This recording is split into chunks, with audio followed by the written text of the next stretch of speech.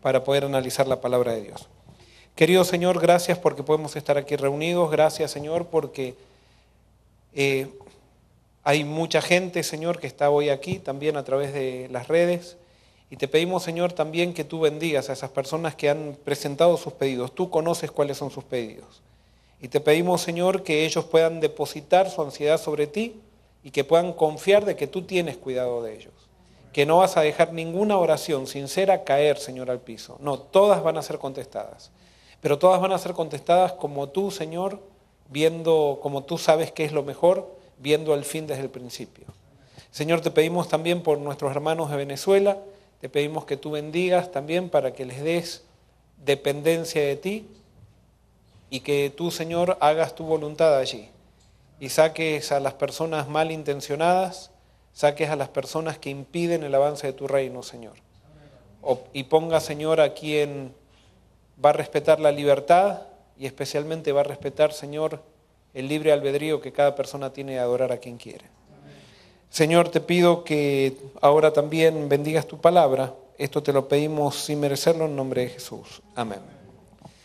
Muy bien, sin querer, yo hace 1 año y medio estoy hablando del libro de Mateo, los miércoles que me toca a mí una vez por mes, y estamos llegando justamente, no pudimos ver todo el libro de Mateo, pero estamos llegando al final de el Sermón del Monte, que es el sermón donde se establecen los principios que debe seguir cada persona que quiere vivir o ser parte del reino de Dios. Y entonces hoy abran las Biblias y si pueden, en Mateo capítulo 7, versículos 21 al 23. Y vamos a ver si hoy podemos terminar el Sermón del Monte. 7, 21 al 23. Dice lo siguiente: no todo el que me dice Señor, Señor, entrará en el reino de los cielos, sino el que hace la voluntad de mi Padre que está en los cielos. En aquel día muchos me dirán, Señor, Señor, ¿no profetizamos en tu nombre y en tu nombre echamos fuera demonios y en tu nombre hicimos muchos milagros? Entonces les diré, nunca os conocí, apartaos de mí, obradores de maldad. Nosotros muchas veces hemos utilizado estos versículos para mostrar que si nosotros queremos mostrar que estamos con Dios, debemos guardar su ley. Entonces usamos esto como decir, hay gente que no guarda la ley de Dios y que le dice a Dios que es su Señor, pero no guarda la ley de Dios y por lo tanto esas personas se van a perder. Yo no sé si es tan correcta esa explicación, porque la pregunta es, ¿qué es hacer la voluntad de Dios? Les hago una pregunta. ¿Hacer la voluntad de Dios es guardar los mandamientos? ¿O puede ser que una persona que guarde los mandamientos no esté en la voluntad de Dios?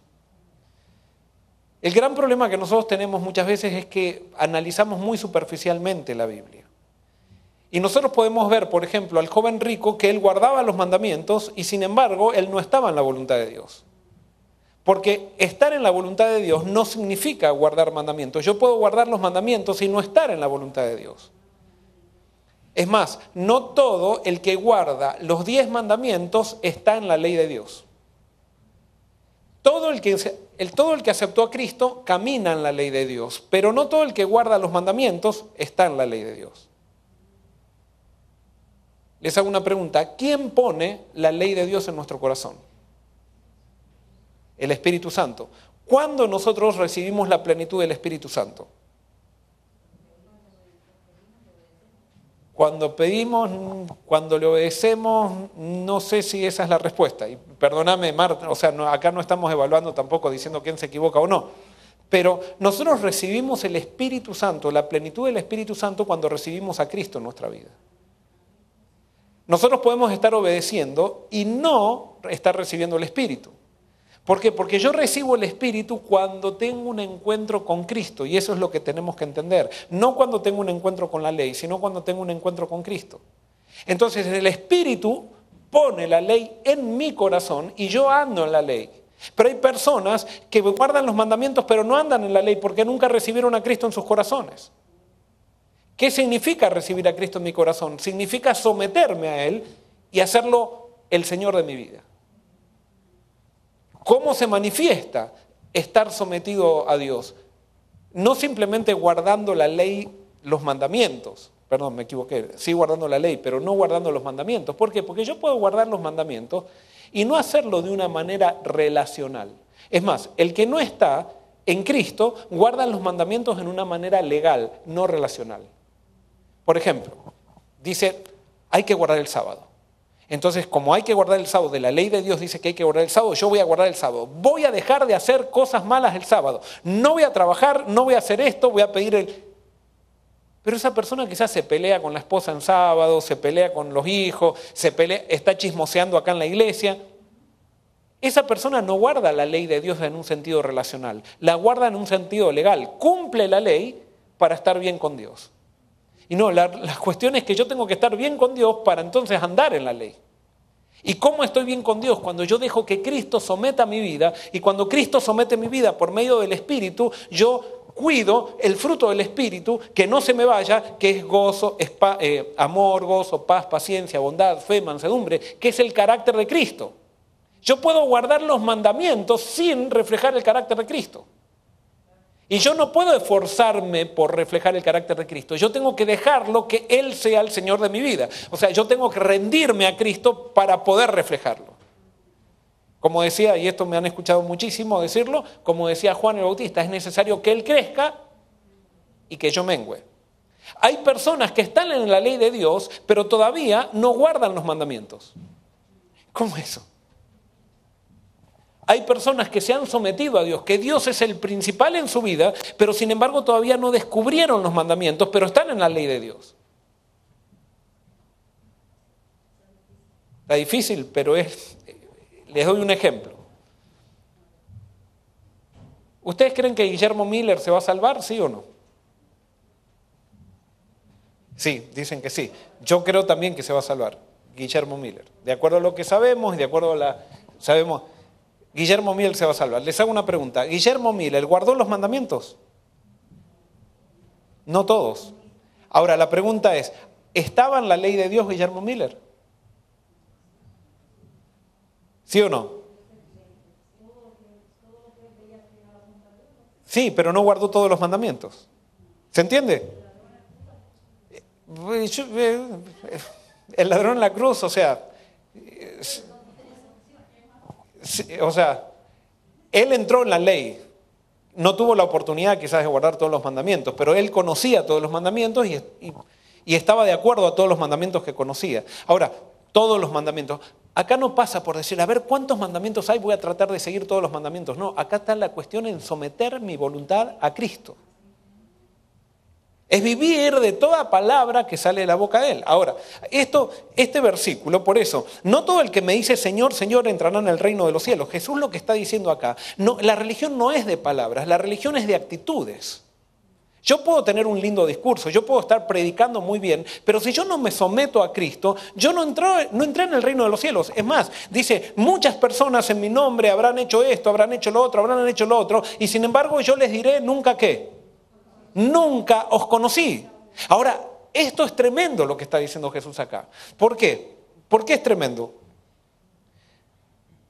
¿Con el poder de quién hacían en el nombre de Jesús milagros estas personas que describe acá Jesús? ¿Con el poder de quién? ¿De Dios? Yo no creo. Ahora, ¿hacían milagros buenos o no? Fíjense que los milagros que hacían, dice, profetizamos en tu nombre echamos fuera demonios y en tu nombre hicimos muchos milagros. O sea, eran cosas buenas. Buenas. Ahora, ¿por qué no puede haber sido esto con el poder de Dios? Porque alguien puede decir, no, porque ellos estaban con Dios y después se apartaron. Ahora, ¿por qué no puede haber sido esto con el poder de Dios? Simplemente por lo que dice el versículo 23. ¿Qué dice el versículo 23? Bueno, no sé, aquí en mi versión no dice no os conocí. ¿Qué dice? Dice nunca. ¿Qué es nunca? Que jamás esas personas tuvieron una relación con Jesús. Ahora les hago una pregunta. ¿Con quién pensaban esas personas que se estaban relacionando? No, esas personas, esto es lo terrible de esto. Estas personas estaban pensando que se relacionaban con Jesús. Pero gracias Elba, porque se estaban relacionando con quién en realidad. Con Satanás. Pero ellos pensaban que se relacionaban con Jesús. Esa es la gran, ¿cómo puedo decir? La gran verdad que trae el Apocalipsis. El Apocalipsis nos muestra que al final del tiempo va a haber un montón de personas que van a estar pensando de que se relacionan con Jesús y se relacionan con el anticristo. Y es terrible porque ellos van a pensar, hasta que se mueran, van a pensar que se están relacionando con Jesús. Ese es el gran problema de una iglesia que se llama la Odisea. Porque la Odisea, ¿cómo se piensa? ¿Que está con Cristo o no? Sí, piensa que está con Cristo y sin embargo Cristo está golpeando desde afuera y no se ha dado cuenta que todavía no está dentro. Es como una esquizofrenia espiritual. Esto es terrible. Y por eso, ¿cómo se soluciona esto? Esto, de acuerdo a lo que dice Jesús, esto tiene que llegar más allá de las palabras, tiene que llegar más allá de los discursos, tiene que llegar más allá de las doctrinas. Esto tiene que llegar a una experiencia de todos los días, ¿con quién? Con Jesús.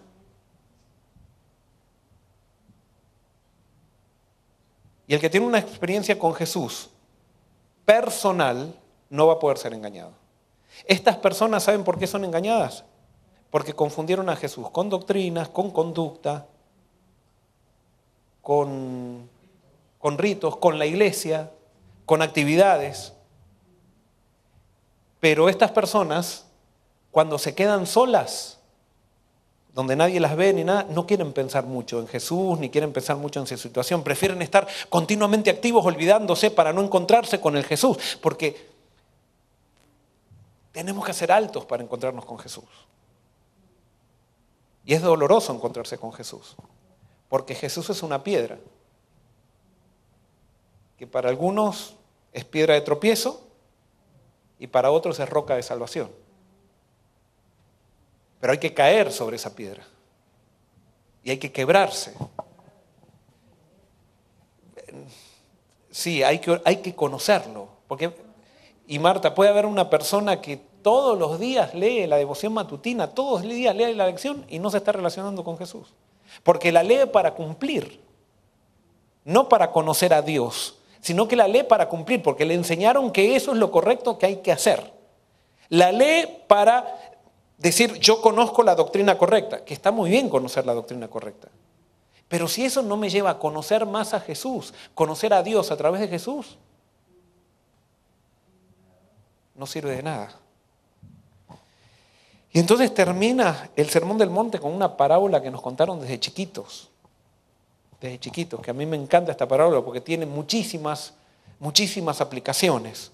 Es riquísima, es tan sencilla esta parábola, pero es tan profunda a la vez, que dice así, Mateo 7, 24 en adelante, dice, en fin, todo el que oya estas palabras y las practica, será como el hombre prudente que edificó su casa sobre la roca.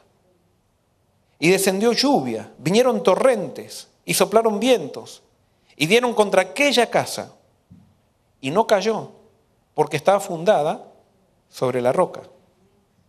Pero el que oye estas palabras y no las practica es como el hombre insensato que edificó su casa sobre la arena. Y descendió lluvia, vinieron torrentes y soplaron vientos y dieron con ímpetu contra esta casa. Y cayó, y fue grande su ruina.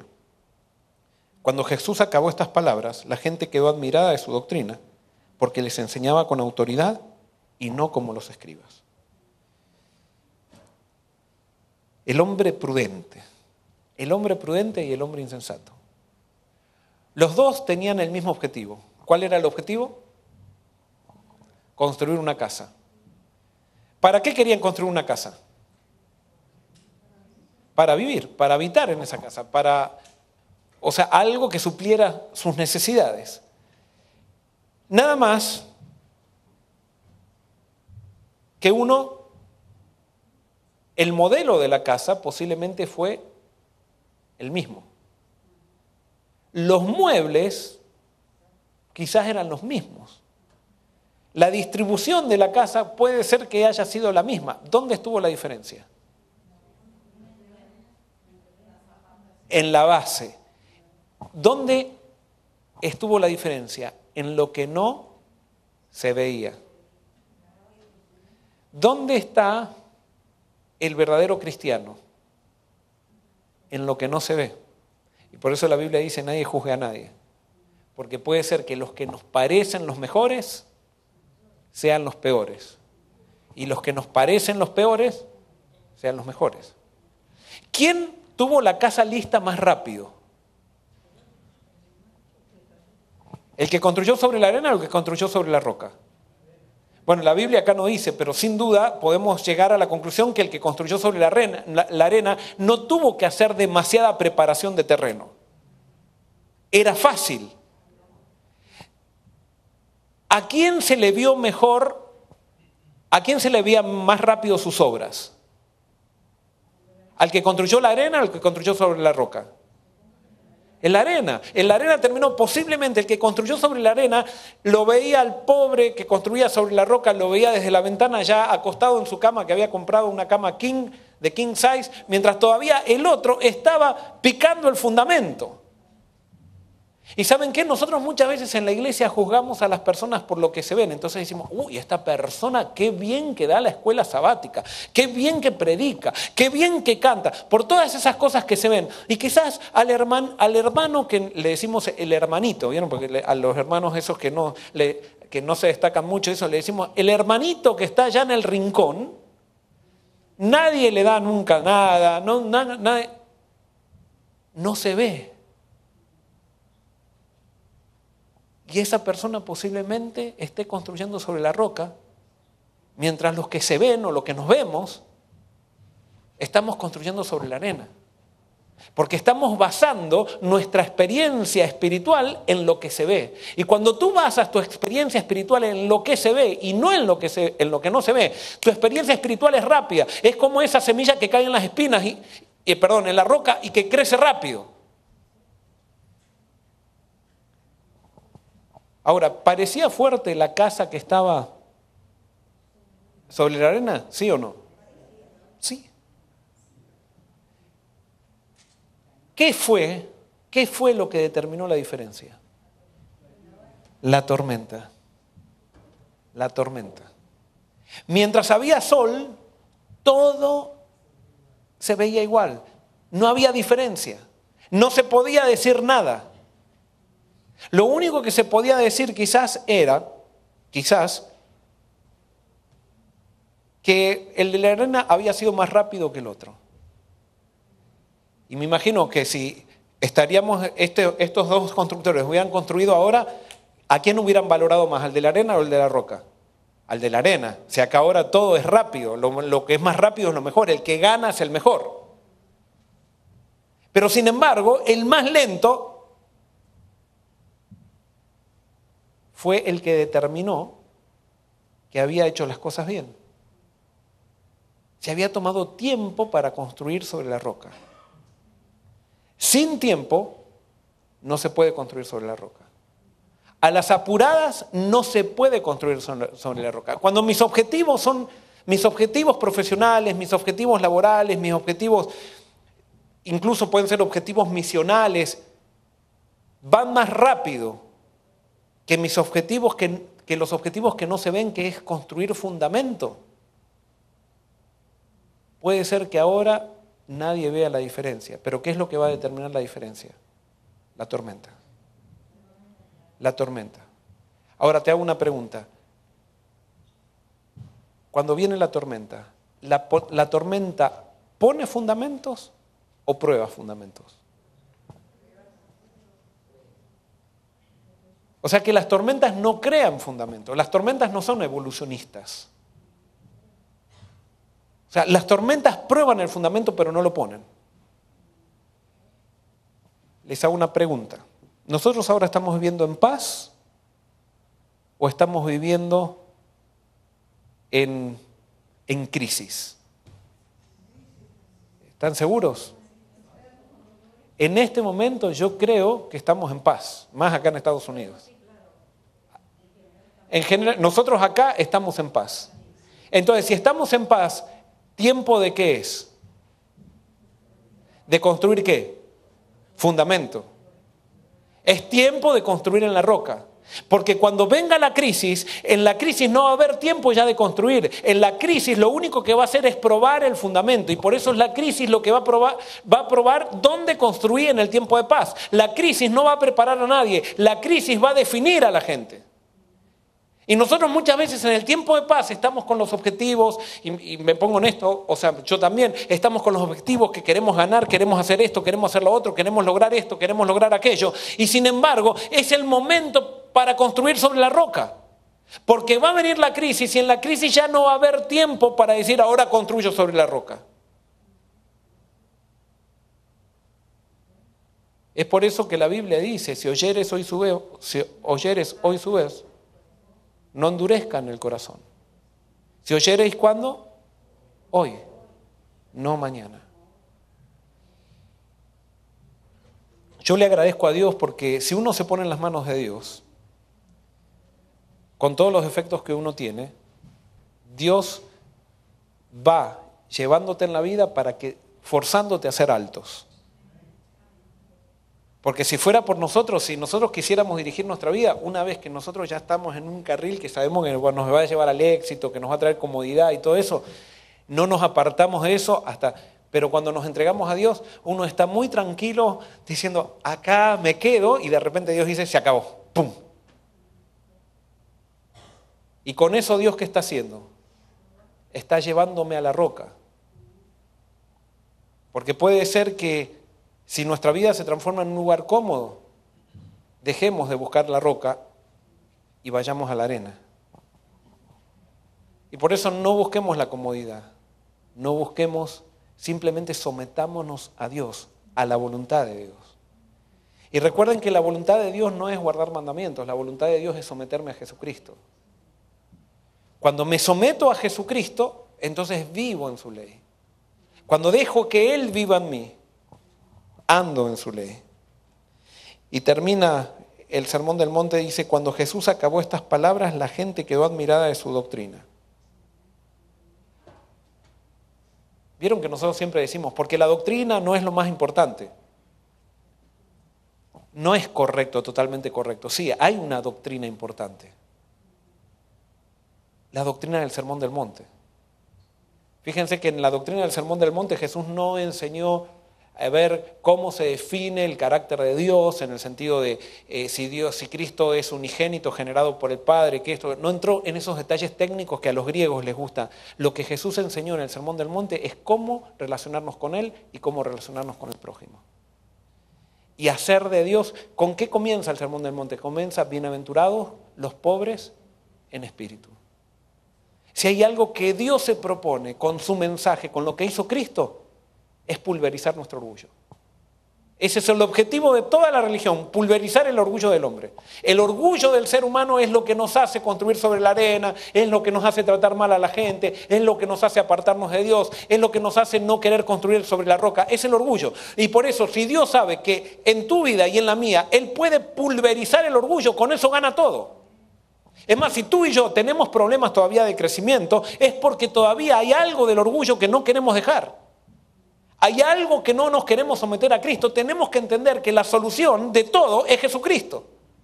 Tenemos que entender que lo que Jesús hizo en la cruz, cuando lo entendamos un poquito más, porque no lo vamos a entender nunca plenamente, pero cuando nos metamos un poco más en la obra de Jesús en la cruz, cuando nos metamos un poco más en la obra de Jesús caminando por Palestina, lo que eso significó, cuando nos metamos en el mensaje de Jesús y le pidamos a Dios, hazlo carne, Señor, en mi vida, eso va a hacer la diferencia en mi vida, eso va a traer solución para todos mis problemas. Pero no entenderla en palabras, como dicen muchos en ese día me dirán, Señor, Señor, no, ese mensaje se tiene que encarnar en nuestra vida. Nosotros tenemos que encontrarnos con Jesús cada día para que se haga carne la palabra en nosotros, para que Jesús habite en nosotros, para que Él sea la luz en medio de las tinieblas. Es Jesús la diferencia. Y por eso la gente quedaba admirada de su doctrina, porque Jesús no predicaba doctrina abstracta, Él predicaba vida con Dios y vida con el prójimo. Y dice, porque les enseñaba con autoridad y no como los escribas. Es interesante porque en Mateo 23 Jesús dice, ustedes lo que los escribas y fariseos digan, háganlo, pero no sigan su ejemplo. porque dicen pero no hacen. Y la gran diferencia en el testimonio cristiano está en predicar lo que uno vive. Y alguien puede decir, pero yo no me siento perfecto. Yo tampoco. Pero cada vez que predico, le pido a Dios, Señor, repréndeme con esto. Y que esto no sea una teoría. Llévame contigo a la práctica.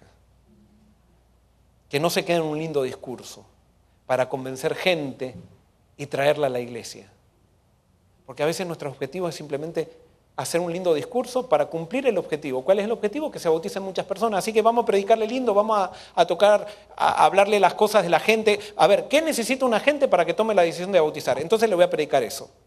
No, nosotros no hemos sido llamados a hacer crecer iglesias. Nosotros hemos sido llamados a hacer crecer el reino de Dios.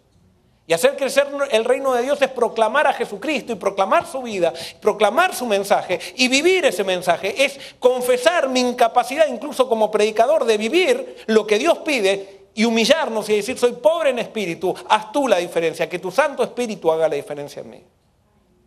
Y eso era lo que tenía Jesús y eso es lo que podemos tener nosotros, esa autoridad que viene de dejar que Cristo viva en nosotros, para que su mensaje se haga carne. Que Dios nos bendiga y que podamos seguir todos, sea donde estemos, unidos en la palabra de Dios, construyendo sobre la roca. Pero acuérdense, acá uno puede hablar muy lindo. Se construye en la roca donde nadie nos ve. En la roca se construye cuando estamos solos. Que Dios nos bendiga. Vamos a terminar cantando un himno. ¿Hay un himno preferido? No hay ningún himno preferido. Vamos a...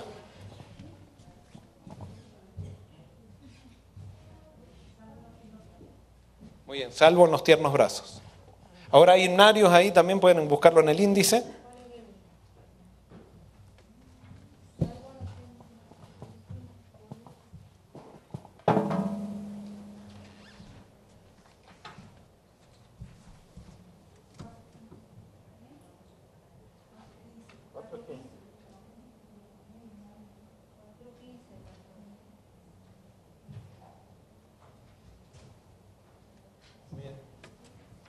Vamos a ponernos en pie, por favor.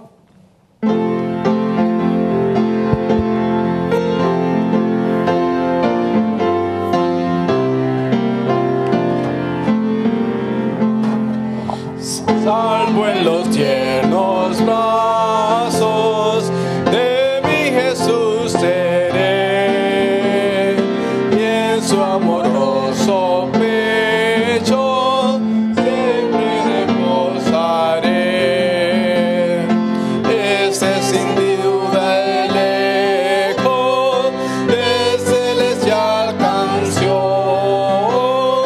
que de inigualable gozo llena mi corazón.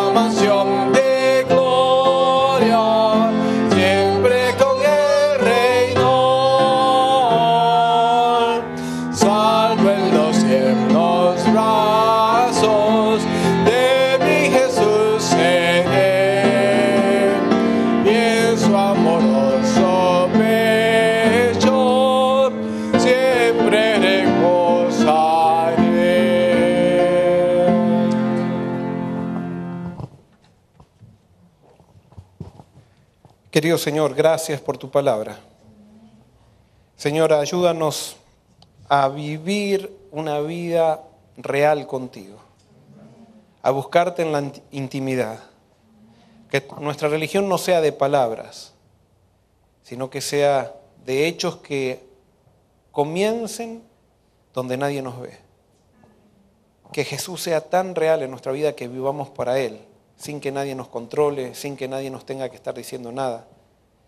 Señor, ayúdanos a buscar tiempo para construir sobre la roca, a no desesperarnos con terminar la casa. Lo más importante es el fundamento. Y por eso, Señor, ayúdanos a construir en el fundamento, con tranquilidad, para que cuando venga la tormenta, Señor, podamos estar seguros, y para que esa roca no sea una piedra de tropiezo, sino que sea la roca de salvación en nuestra vida. Gracias, Señor, por contestarnos. Esto te lo pedimos sin merecerlo en nombre de Jesús. Amén.